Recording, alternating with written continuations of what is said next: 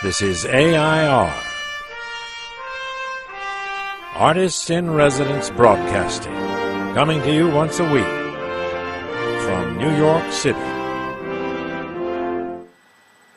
This is AIR Broadcasting, and I am Emily Frankel, and we are doing for my blog, M. Sorcery. John is going to read "'Twas the Night Before Christmas." It was written by a man named Charles Moore, published around 1822. He didn't think it was an important poem, so he was very surprised when people started thinking, this is a very important poem. And at first it was called A Visit from St. Nicholas. Now it is famous as "'Twas Night Before Christmas." John, you're on. Okay.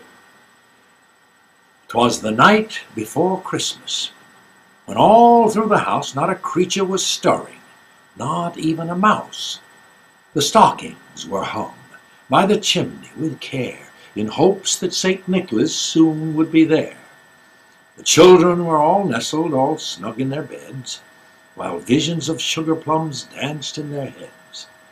And Mama in her kerchief, and I in my cap, had just settled our brains for a long winter's nap, when out on the lawn there arose such a clatter, I sprang from the bed to see what was the matter. Away to the window I flew like a flash, tore open the shutters, and threw up the shaft. The sash. The sash, yes.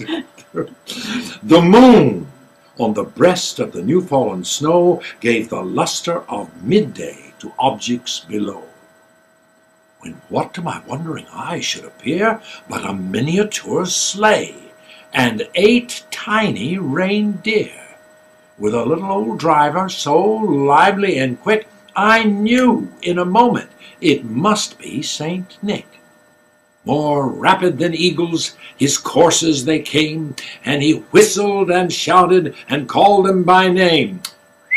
"Now Dasher, now Dancer, now Prancer and Vixen, on Comet, on Cupid, on Donner and Blitzen, to the top of the porch, to the top of the wall. Now dash away, dash away, dash away all."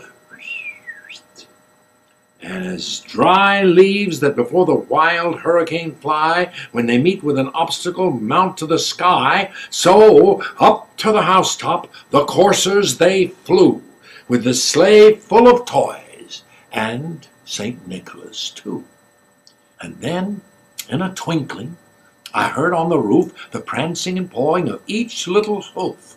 As I drew in my head and was turning around, down the chimney St. Nicholas came with a bound.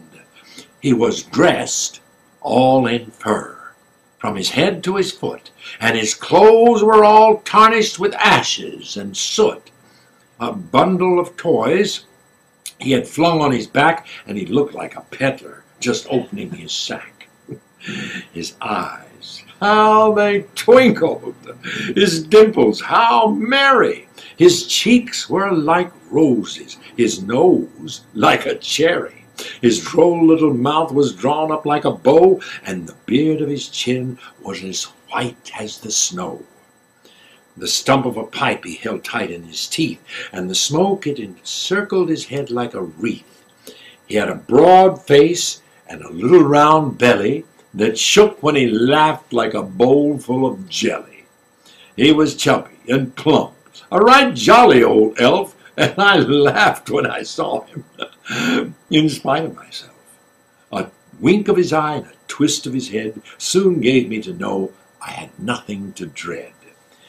He spoke not a word, but went straight to his work, and filled all the stockings, then turned with a jerk, and laying his finger aside on his nose, and giving a nod, up the chimney rose. He sprang to his sleigh, to his team gave a whistle, and away they all flew like the down of a thistle. But I heard him exclaim, as he drove out of sight, "Happy Christmas to all, and to all a good night." Thank you. You read that beautifully. Well, you're nice to say so. It was pretty crummy. I could do No. better. Would you like to hear it again? No. It was No? perfect. Oh, good. It was lovely. Thank you, John. My pleasure. Merry Christmas, John. Merry Christmas, Emily. Mwah. This is John and Emily signing off for Air Broadcasting. Merry Christmas. This is AI.R. See you next week.